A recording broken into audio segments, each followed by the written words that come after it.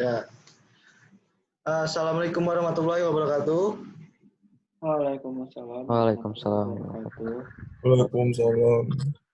Jadi kita akan melaksanakan diskusi dari perkenalkan dulu deh kami dari kelompok 6 sampai kelompok 10, kelompok besar gelombang tugas 3 gelombang laut. Ini kita akan melaksanakan diskusi tentang metode pemecah gelombang yang cocok digunakan di perairan pantai selatan. Seperti yang kita tahu, perairan pantai selatan sendiri merupakan perairan yang memiliki gelombang tipe kuat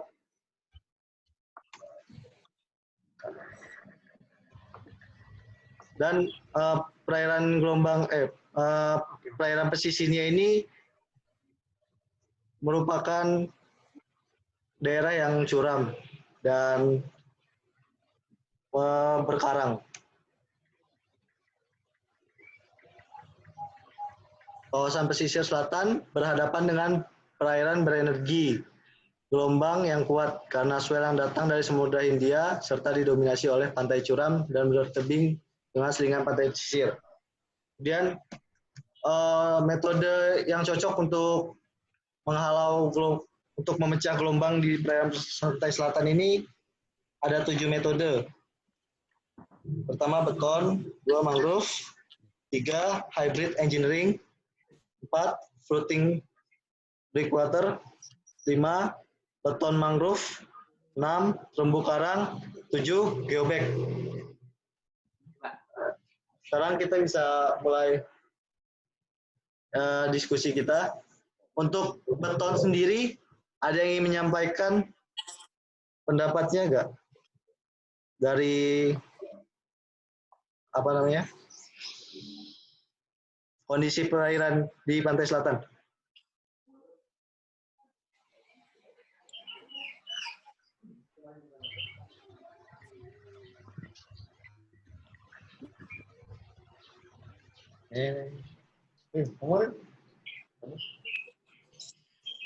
Oke, kalau menurut aku sendiri, itu beton udah biasa digunain di pantai selatan ya, jadi bisalah ada kemungkinan buat nahan gelombang yang datang. Cuman untuk efektivitas itu masih harus ditingkatkan lagi sih kalau menurut aku. Terus mau menambahkan juga, kalau misalnya untuk beton itu, setahu saya untuk harganya kan itu lumayan ya. Jadi tergantung dari pemerintah daerah sendiri punya alokasi dana berapa gitu untuk sepanjang garis pantai wilayah tersebut.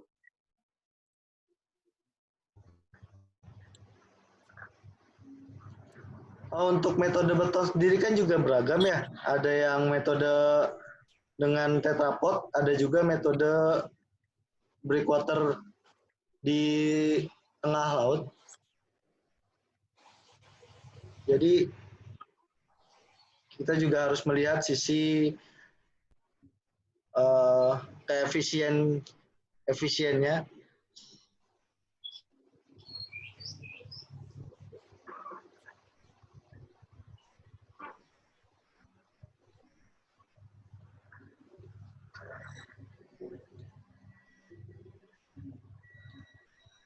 Ada pendapat lain nggak tentang beton?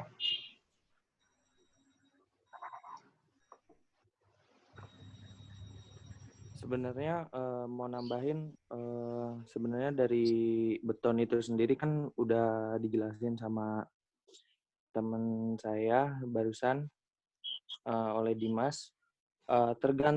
Itu semua tergantung kegunaannya sih menurut aku. Tergantung kegunaan dari lokasi tersebut, mau diambil sedimennya kah atau mau emang khusus pemecah gelombangnya kah, tergantung dari pemerintahnya itu sendiri mau dipakai untuk apa.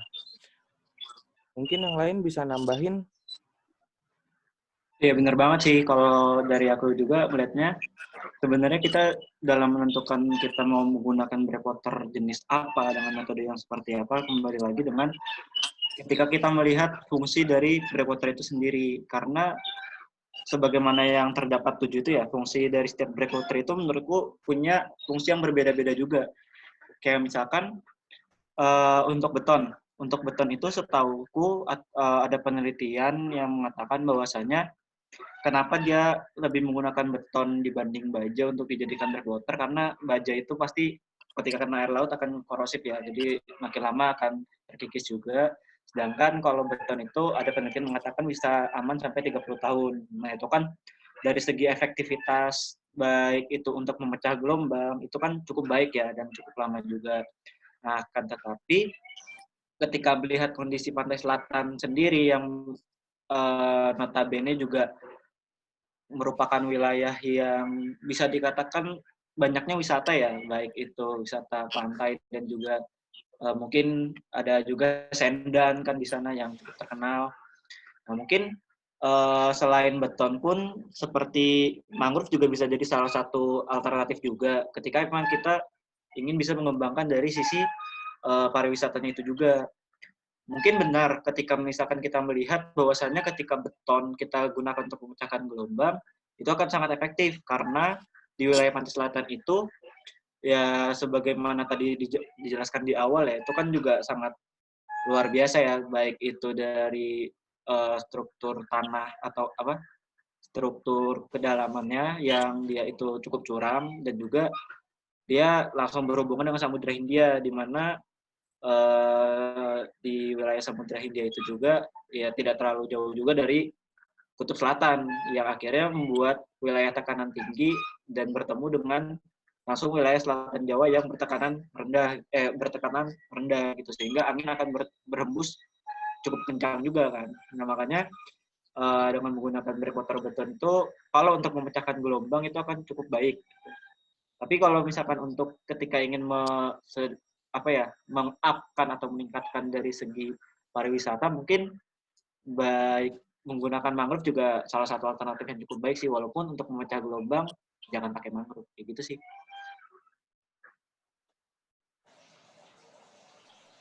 Ya, terima kasih untuk Mas Hafiz.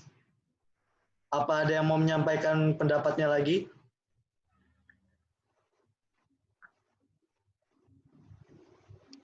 Cukup ya. Kita mungkin lanjut ke mangrove aja. Menurut pendapat saya sendiri sih, mangrove itu sebenarnya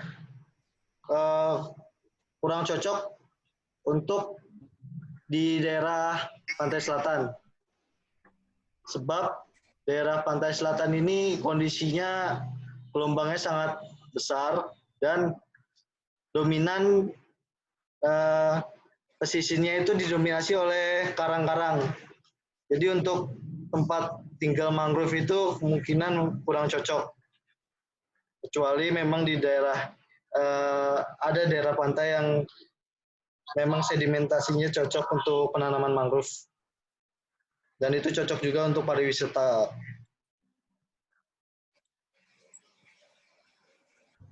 Ada pendapat lain? Ya kalau menurut saya tanaman mangrove sebagai breakwater alami itu memang benar ya.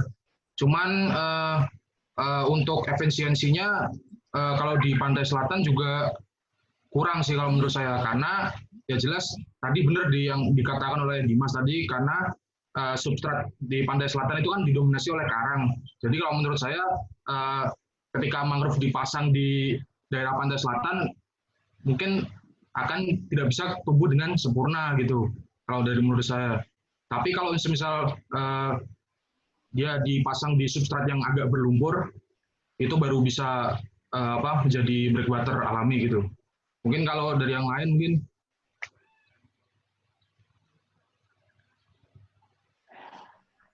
Mau nambahin juga, biasanya kan kalau pantai selatan itu kan substrat tanahnya itu kan lebih banyak yang berkapur ya, makanya jarang mangrove yang ada di situ. Gitu aja sih.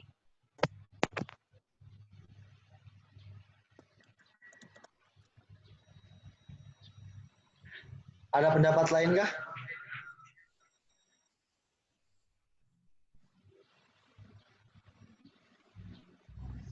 cukup saya rasa. Oke. Selanjutnya kita lanjut ke hybrid engineering aja.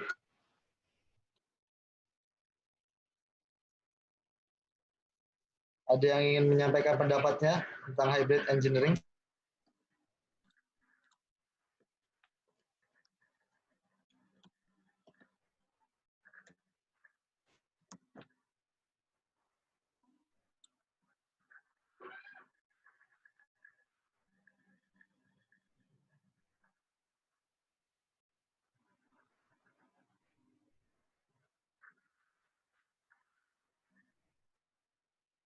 Hybrid ini.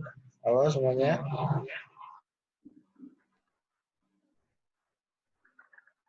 Halo. Iya, halo.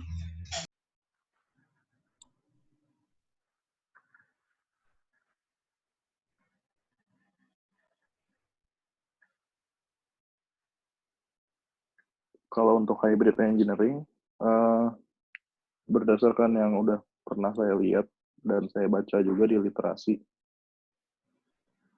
melihat dari dari strukturnya itu, struktur hybrid engineering itu sendiri dirasa kurang cocok sih untuk pantai selatan, karena yang kita tahu pantai selatan itu memiliki tipe gelombang yang sangat besar, sedangkan untuk struktur hybrid engineering sendiri biasanya kan terbuat dari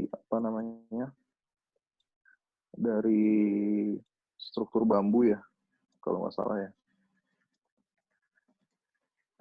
Dia lebih cocok untuk dijadikan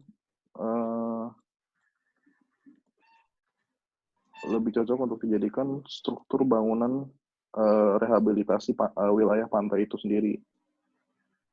Jadi kalau untuk menahan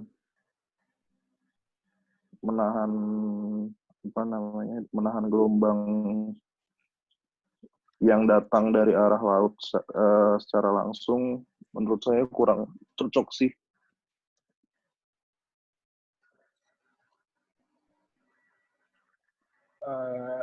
Izin menambahkan juga, saya setuju dengan pendapat yang tadi bahwa hybrid engineering ini emang tidak cocok dipakai di pantai bagian selatan. Karena apa? Kita tahu hybrid engineering itu merupakan salah satu alternatif dalam mengatasi kerusakan pesisir dari abrasi. Dan hybrid engineering ini terbuat dari kayu atau bambu. Jadi ini tidak dapat menahan atau memecahkan gelombang yang sangat besar di pantai bagian selatan. Yang pokoknya ini sangat tidak bagus banget untuk dipakai di pantai selatan. Itu aja sih, makasih. Ya, mungkin itu doang sih. Ada pendapat lain tentang hybrid engineering? Cukup saya. Cukup menurut saya. Oke, kita cukupkan tentang hybrid engineering. Kita lanjut ke floating breakwater. Ada yang punya pendapat tentang floating breakwater?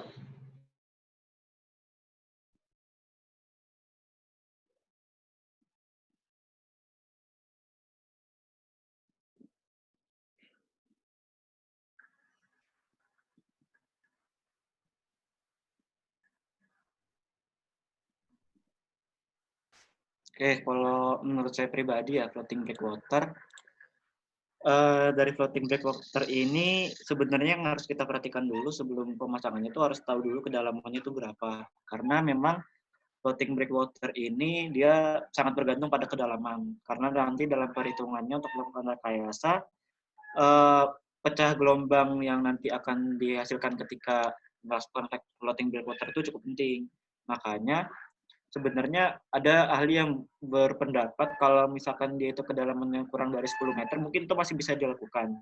Tapi kalau misalkan kedalaman 20, makanya itu nanti bisa, cuman nanti bakal akan memerlukan materi yang lebih banyak, sehingga nanti biaya juga bakal agak nambah juga sih. Kayak gitu. Nah, makanya yang perlu kita ketahui juga di wilayah pantai selatan ini kan juga konturnya kalau nggak salah ya aku juga agak lupa sih dia kedalamannya itu berapa. Tapi mungkin tuh bisa jadi pertimbangan juga kalau misalkan kita ingin menggunakan floating breakwater sih. Ya, selain itu dalam floating breakwater ini kita juga harus menentukan sudut datang gelombang tersebut. Kalau misalnya kita salah memperhitungkan sudut datang gelombang juga, itu bisa saja floating breakwater yang kita buat itu sia-sia. Yang harusnya menahan gelombang malah gelombang tetap datang ke perairan pesisir.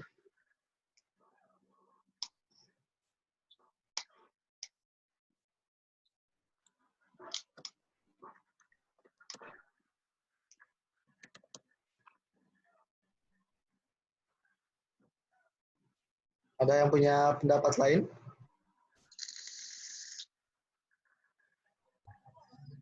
Cukup. Oke, untuk floating breakwater kita cukupkan. Selanjutnya kita ke beton mangrove.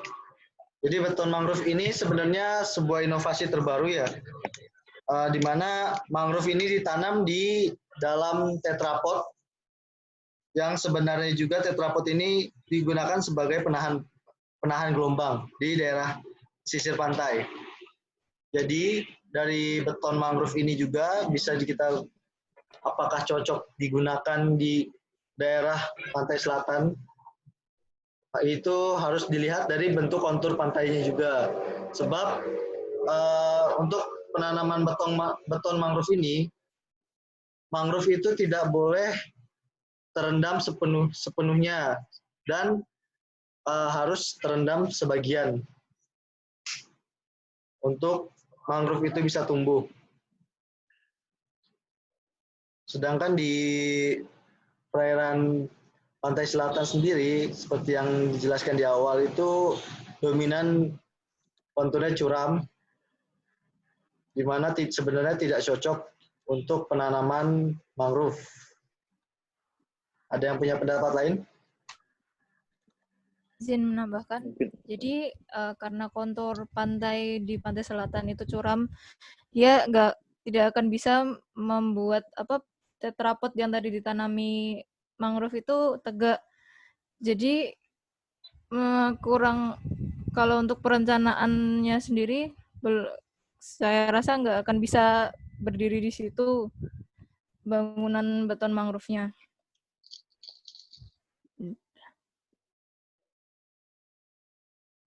Ada pendapat lain?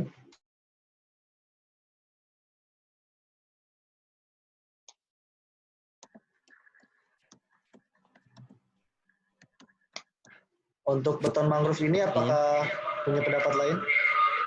Oh, maaf, mau menambahkan lagi. Jadi beton mangrove itu nanti sistemnya, jadi bangunan tetrapodnya itu pada mulanya menghalau gelombang untuk membantu memecah gelombang. Dan nanti itu akar-akar mangrove diharapkan akan masuk ke sedimen itu dan memperkuat bangunan betonnya. Jadi kalau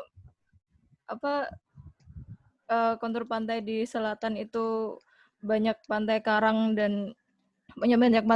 itu tidak dimungkinkan untuk tumbuhnya mangrove ya. Konsep beton mangrove-nya nggak akan jalan.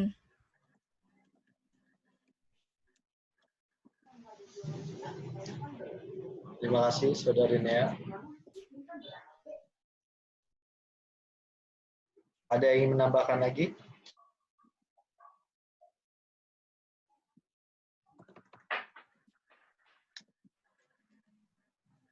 Mungkin kita cukupkan ya untuk beton mangrove ya. Ya, selanjutnya kita masuk ke terumbu karang. Ada yang punya pendapat terumbu karang? Nah, Mama mau bikin sesuatu yang ini kayak apa ya? Jadi di dalamnya nanti bronze. Mau menambahkan kalau yang terumbu karang menurut saya secara ekologi itu bagus ya untuk lingkungan perairan di sekitarnya.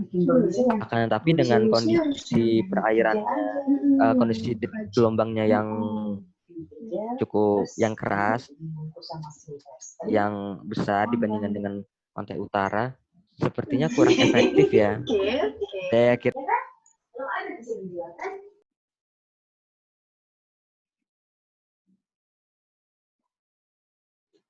Ada yang ingin menambahkan lagi?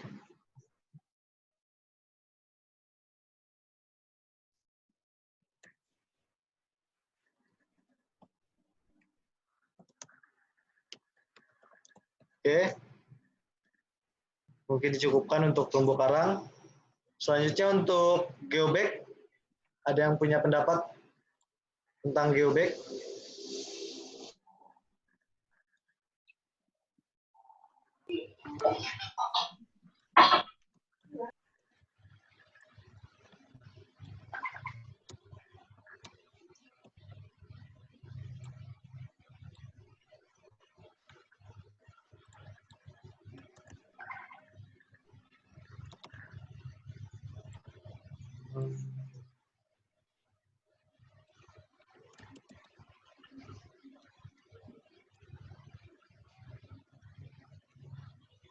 Jadi kalau untuk yang geobag ini kan kalau setahu saya geobag itu kan terdiri dari apa?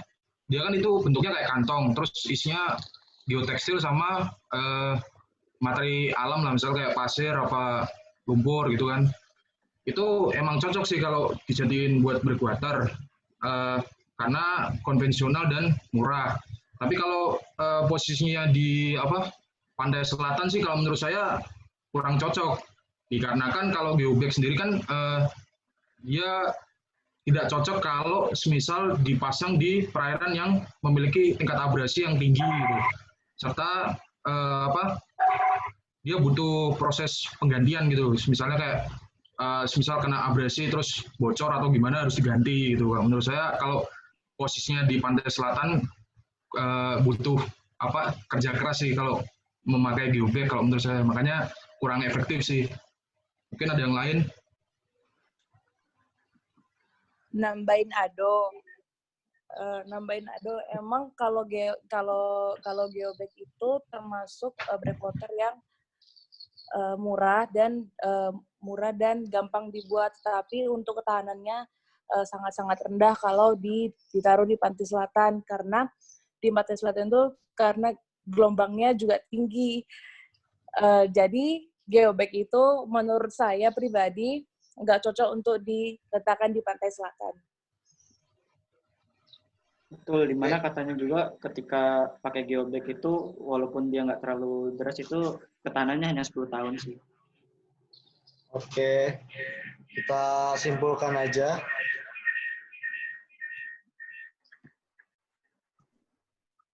Ya, jadi kesimpulannya ini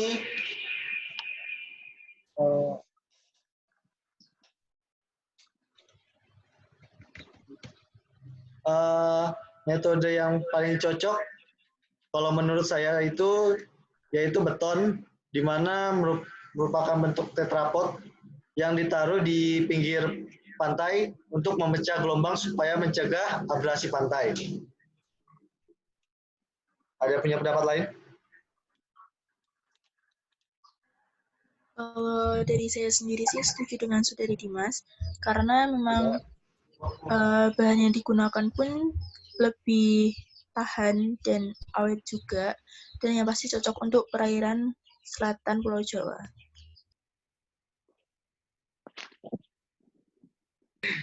Ada yang punya pendapat lain? Metode apa yang lebih cocok? Kalau menurut saya melihat kondisi pantai selatan yang curam, terus strukturnya itu rata-rata karang, sama gelombang yang kuat, itu paling cocok beton, walaupun mahal, tapi ketahanannya itu paling lama. Udah. Sama yang paling kuat buat nahan gelombang yang sekencang itu